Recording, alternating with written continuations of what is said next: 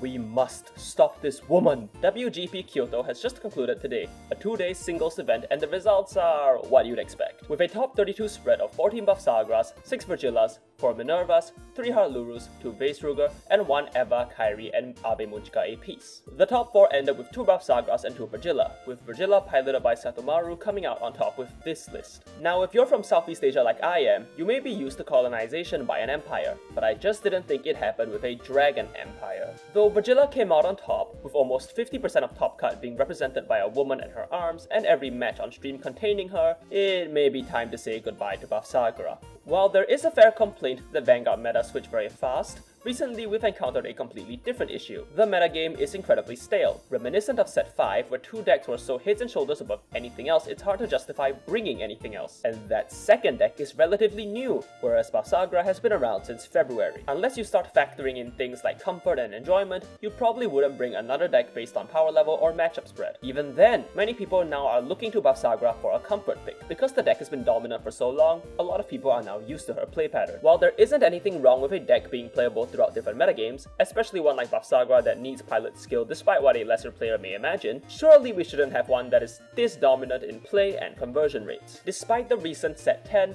the even more recent Token Rambu set, and the new shop promos, it seems almost nothing can hold a candle to a deck that came into fruition before this year's Chinese New Year, and that's kind of sad. For those of us participating in WGP Singapore, our only hope to see a new format is going to be any form of a ban list on the 24th of September. Hopefully this next round of nerfs will allow for diversity in playstyles and deck types that format. Now I'm not a misogynist, but